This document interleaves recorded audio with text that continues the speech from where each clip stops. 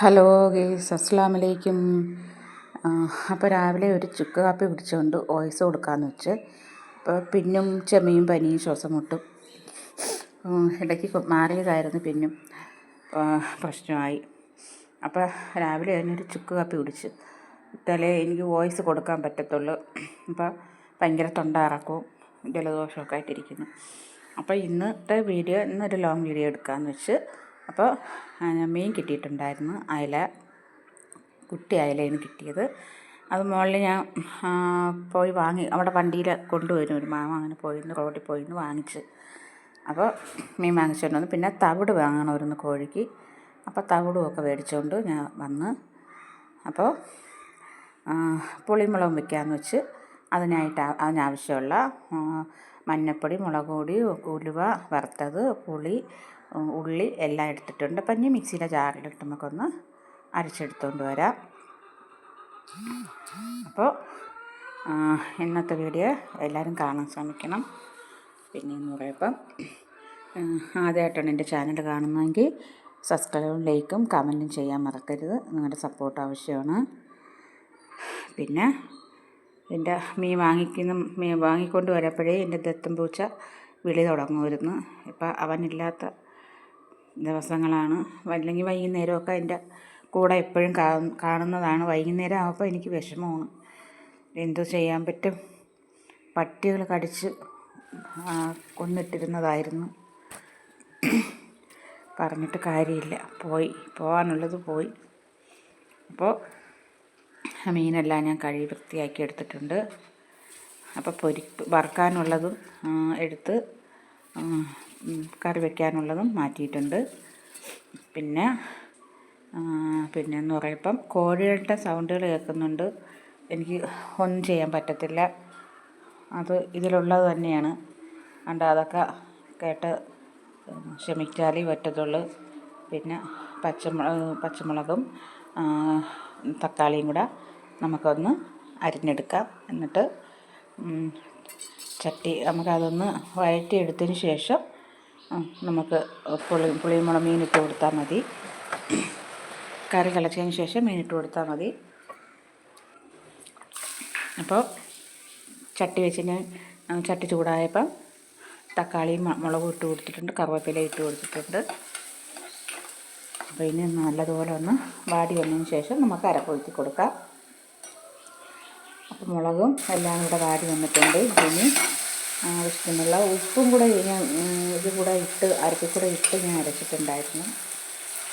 അപ്പം നമുക്ക് അരപ്പ് ചേർത്ത് കൊടുക്കാം.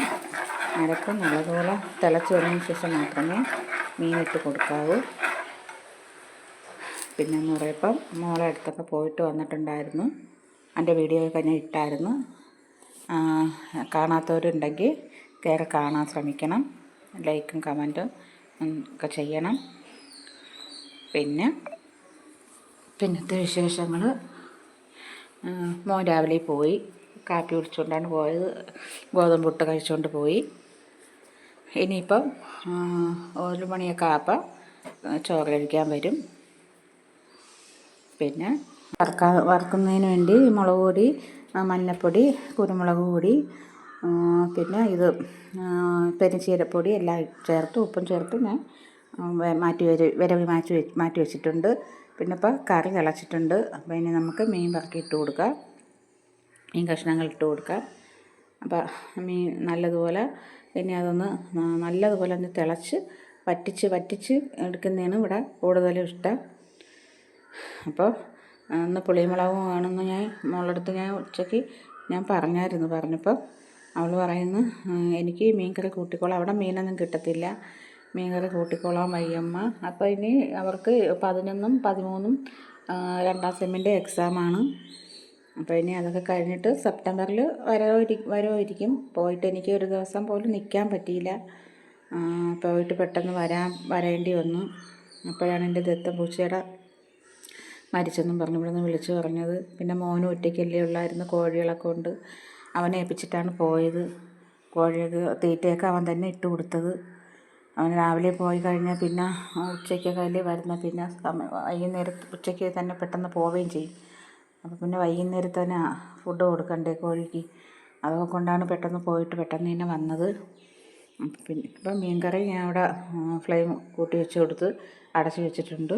അപ്പോൾ ഇനി നമുക്ക് മീൻ വറുക്കുന്നതിനുള്ളതെല്ലാം ഞാൻ ഇട്ട് കൊടുത്തിട്ടുണ്ട്. അപ്പോൾ മീൻ വറുത്തതിന് ശേഷം ചീനി ഉണ്ടായിരുന്നു, അത് ഞാൻ തൊലിയെല്ലാം കളഞ്ഞ് അത് നമുക്കിനി ചെറുതായിട്ട് ചീവിയാണ് ഞാൻ ഇടുന്നത്. ചീവി ഇട്ടാൽ പെട്ടെന്ന് വേവും, കഷ്ണങ്ങളാക്കി ഇട്ടാൽ ചിലപ്പോൾ വേവത്തില്ല. അതുകൊണ്ട് ചീവിയിട്ട് അതൊന്ന് വേവിച്ചെടുക്കാം. ചീനിയൊക്കെ ഉണ്ടെങ്കിൽ അവന് ഇഷ്ടമാണ്, അപ്പോൾ ചോറിൻ്റെ കൂടെ കഴിക്കും. പിന്നെന്താണ്, പിന്നെ വിശേഷങ്ങൾ, നല്ല മഴ പെയ്യുന്നുണ്ട്. നല്ല മഴയെന്ന് വെച്ചാൽ നല്ല ശക്തമായിട്ടുള്ള മഴയാണ് പെയ്യുന്നത്. അപ്പോൾ ഇടയ്ക്ക് ഞാൻ ഇറങ്ങി സിറ്റൗട്ടിലോട്ട് ഇറങ്ങി നിന്ന് വീഡിയോ ഒന്ന് എടുത്തതാണ്. നല്ല മഴ പെയ്യുന്നുണ്ട്.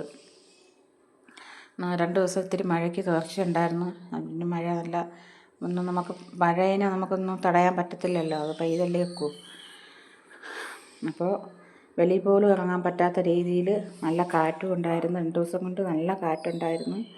അത് ഞാൻ വാങ്ങിച്ച മുളയാണ്. നമ്മളന്ന് ശനിയാഴ്ചയിലന്ന് നമ്മൾ പോയപ്പോൾ വാങ്ങിച്ച മുളയായിരുന്നു. അത് ഞാനും ഷൈബായും വാങ്ങിച്ചായിരുന്നു. അപ്പോൾ അത് ഞാൻ അവിടെ നട്ട് വെച്ചിട്ടുണ്ടായിരുന്നു. മുളകും ഞാൻ വാങ്ങിച്ച മുളക് അപ്പുറത്തോട്ട് നട്ട് വെച്ചിട്ടുണ്ട്. മുള ഞാൻ ഫ്രണ്ടിൽ തന്നെ നട്ട്.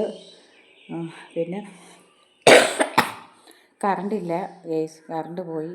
അപ്പോൾ ഞാൻ അവിടെ പുളിമുളകും മീൻ വറുത്തതും ചീനിയൊക്കെ ഞാൻ വെച്ച് ഇരുട്ടായിപ്പോയി, കാണാൻ പറ്റത്തില്ലായിരുന്നു. അപ്പോൾ ഇന്നത്തെ വീഡിയോ ഇത്രയൊക്കെയുള്ളൂ. അസ്സലാമു അലൈക്കും.